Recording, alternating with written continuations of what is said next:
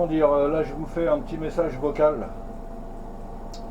C'est simplement pour vous dire de bien regarder et d'écouter jusqu'à la fin la vidéo, justement parce que je vous donne des infos sur l'apprentissage des lignes.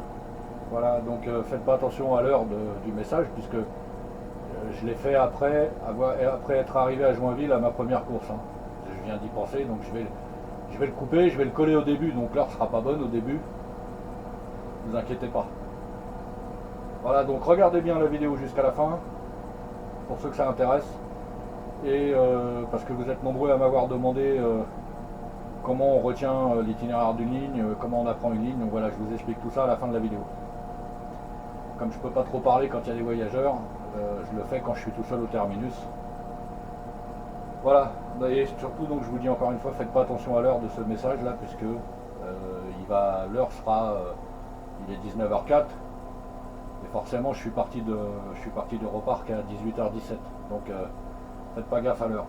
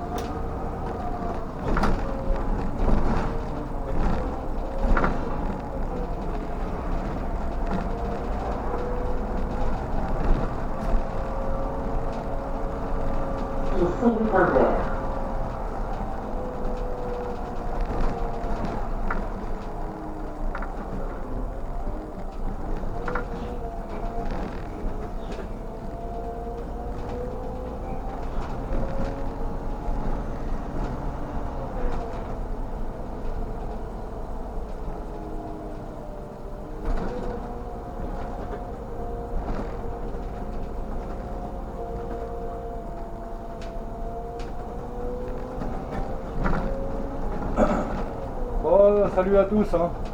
J'ai oublié de vous dire bonjour. Et alors donc aujourd'hui, je fais une nuit.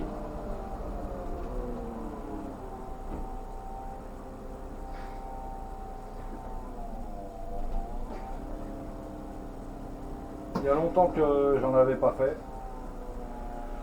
Et je suis sur le 281. 18h, 1h du matin. Canton du Sud.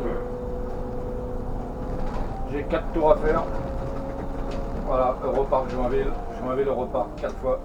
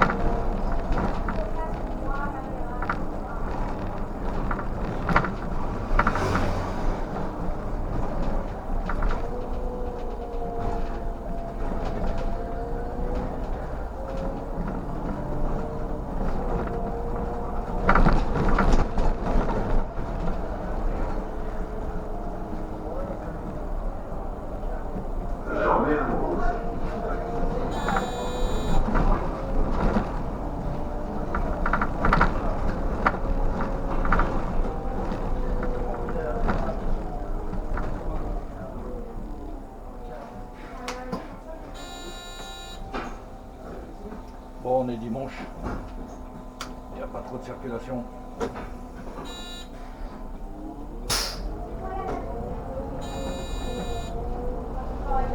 Mais il ne devrait pas y avoir trop de monde non plus.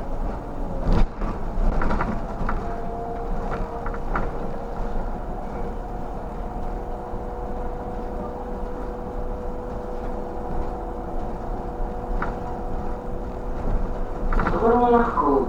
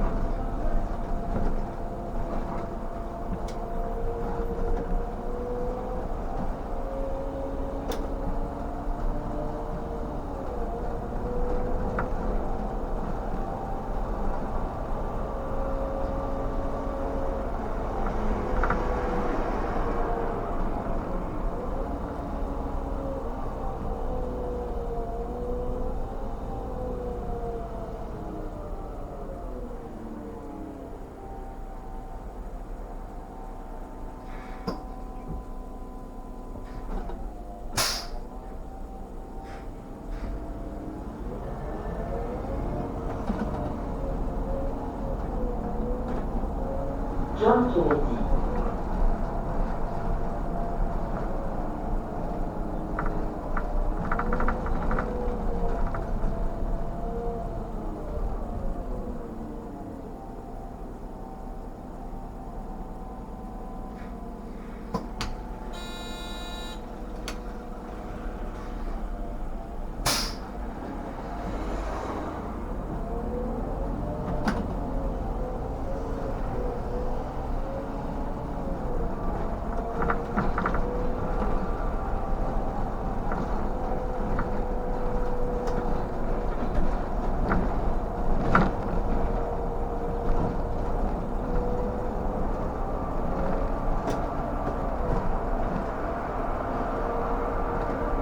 Préfecture, métro.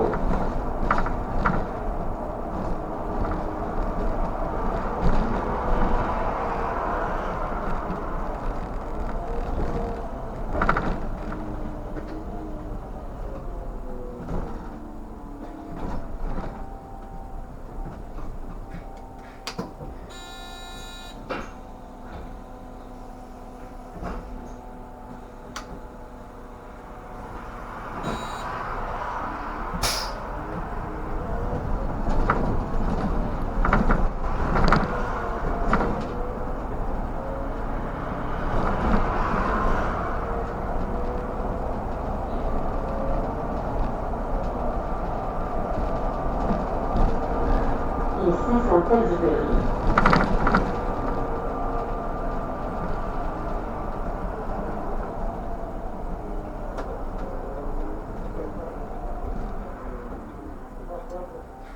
Alors là je me mets comme ça parce que pour éviter ceux qui doublent à droite et à gauche.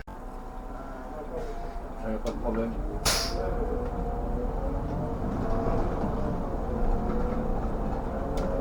Si je me mets sur la file de droite, il faut doubler à gauche pour aller par là. Si je me mets sur la file de gauche, il double à droite et il tourne à gauche. Donc je me mets en plein milieu, comme ça il n'y a personne qui passe ni d'un côté ni de l'autre.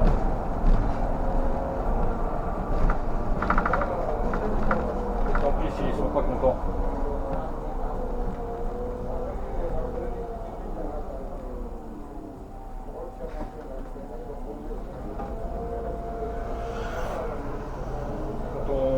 Quand on peut, il faut prendre toute la place. Ça évite les conflits.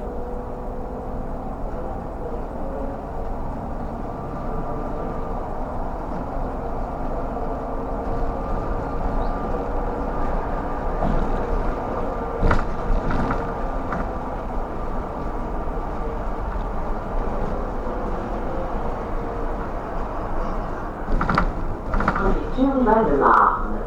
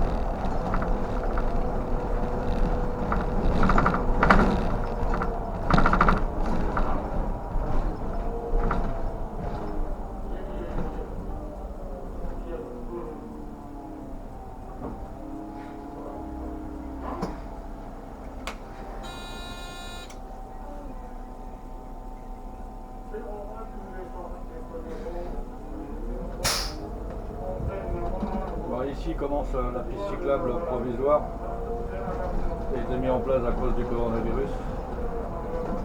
Et elle va jusqu'à l'hôpital Henri Mondor.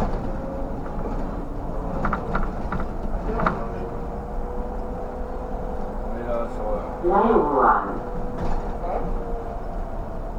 ils ont mis le paquet.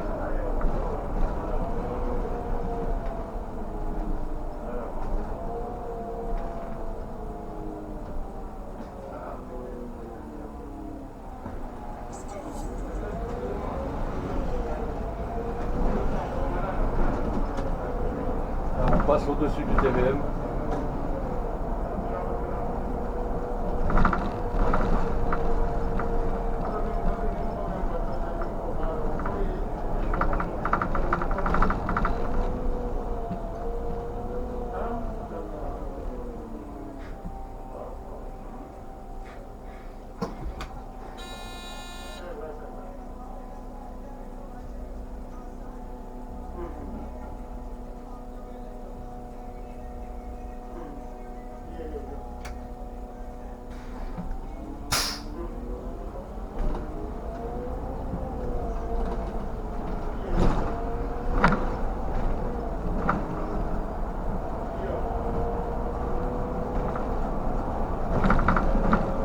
Université.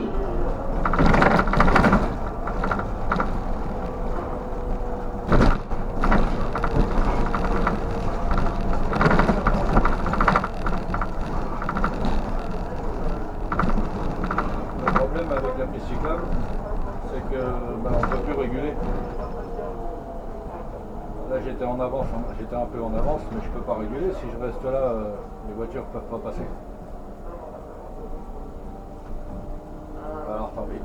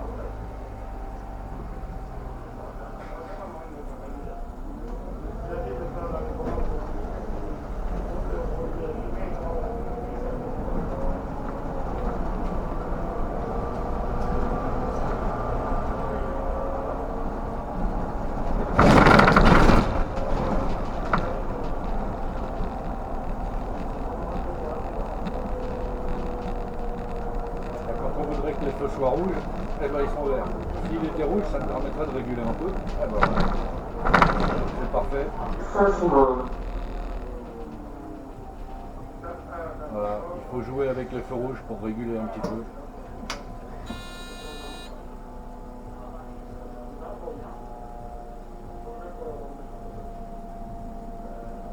Et c'est marrant parce que quand on est en service, quand on est en retard, souvent on se tape tous les feux rouges. Et bizarrement, quand on est en avance, ils sont tous verts. On dirait qu'il y a un mec là-haut qui surveille et qui veut faire ça pour nous emmerder. Voilà, ça va, j'ai ralenti, le feu est passé rouge. Ça me fait perdre une bonne minute.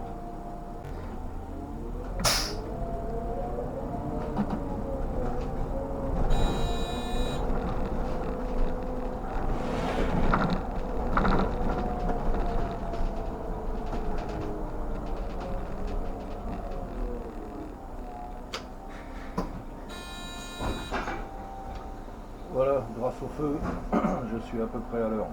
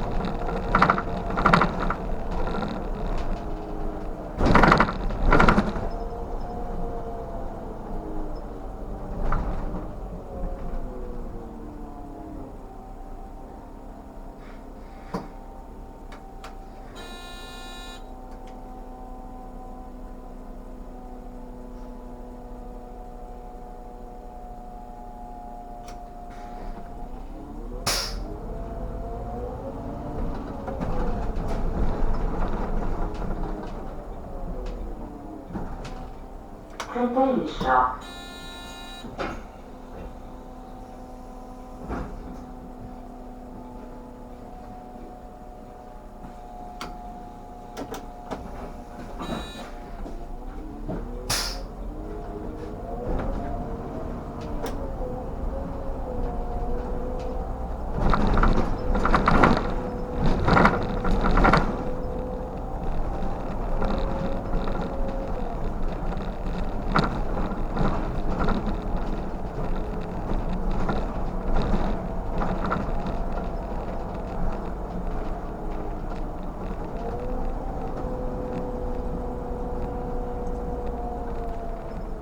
Donc ils sont mal garés. Après ils vont pleurer quand on leur accroche en voiture. Pas possible. Hôpital Henri d'Or.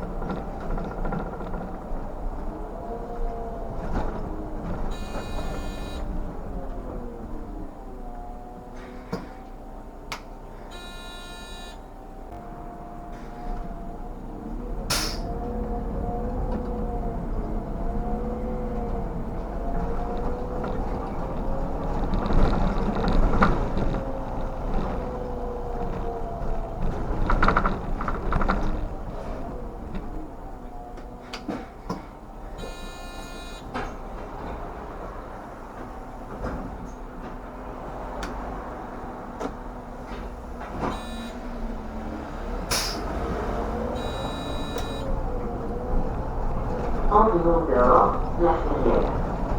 Encore.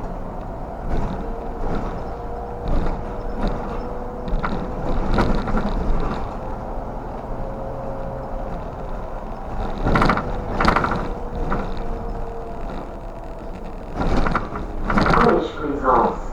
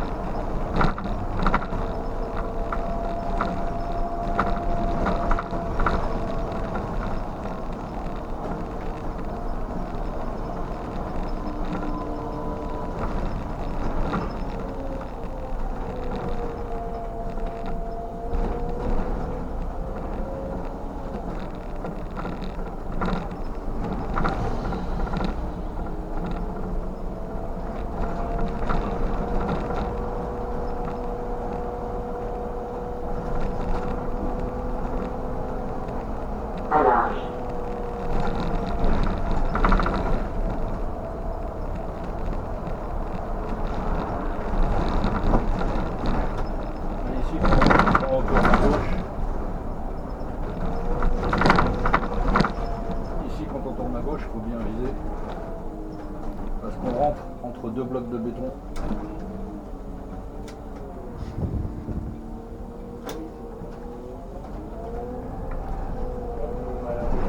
Il y en a un paquet qui ont déjà touché.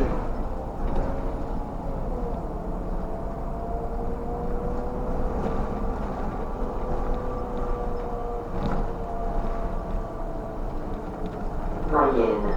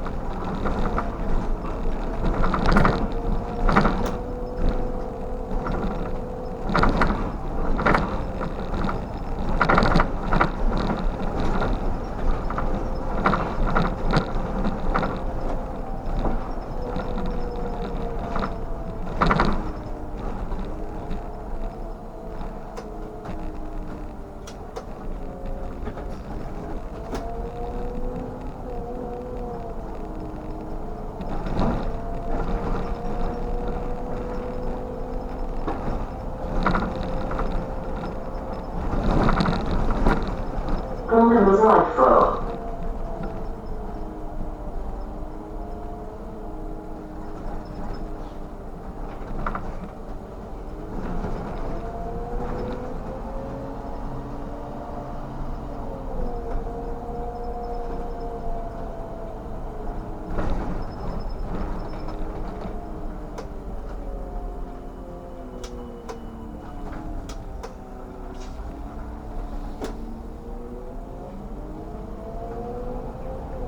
Il aurait bien voulu y aller, lui.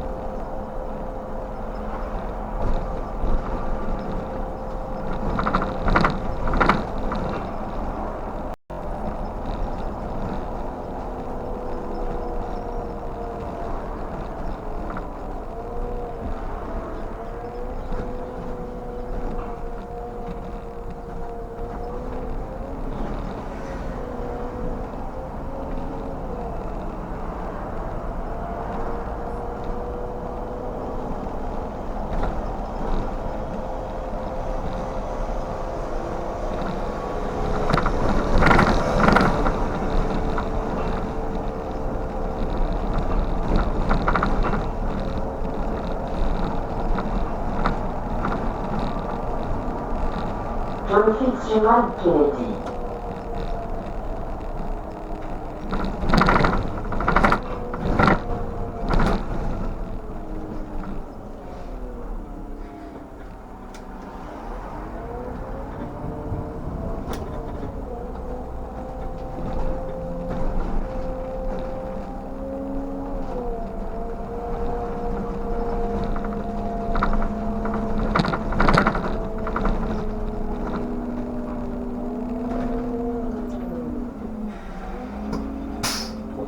clignotant, hein, mais ici.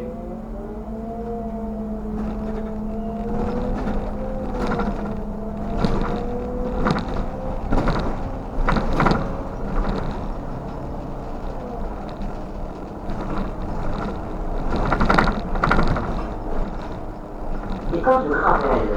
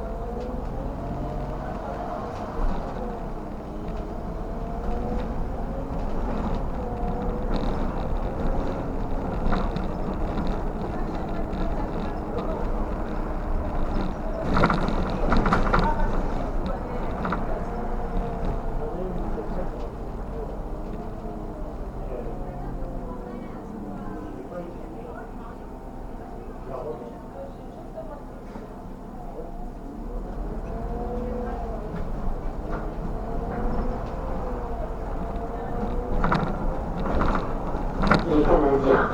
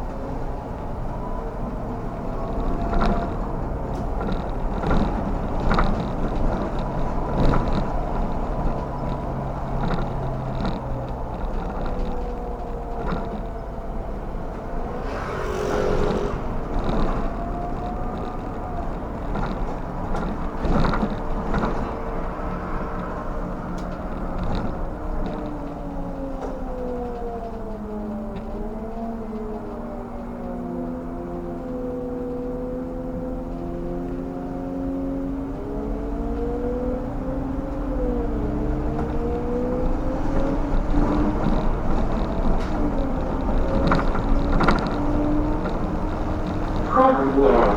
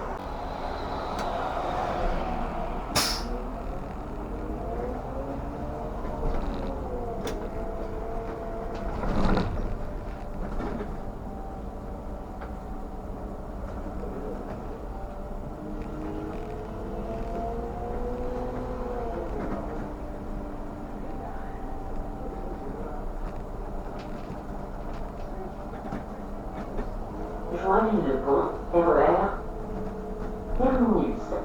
Tous les voyageurs sont invités à descendre. Merci.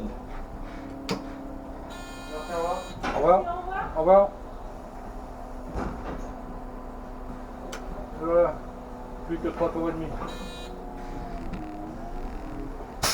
Et j'ai pris 26 personnes. Moi j'en profite pour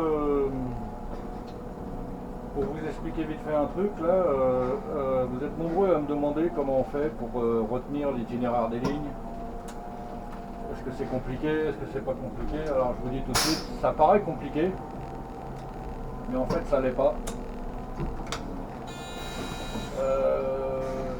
Quand vous apprenez une ligne, donc jusqu'à maintenant, l'apprentissage de ligne, on faisait un service complet avec un collègue de la ligne, et le premier tour c'est lui qui le faisait. Ensuite, on prend le volant au deuxième tour.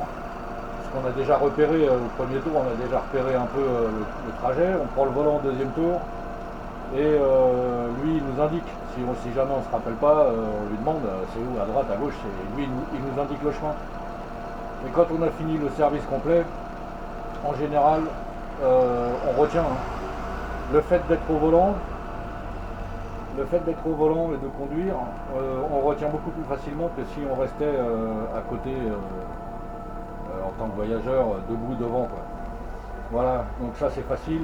Ça paraît compliqué, vous inquiétez pas, tous ceux qui ont envie de faire ce métier là, rentrer à la RATP ou ailleurs, vous inquiétez pas, l'apprentissage de ligne ça se fait rapidement.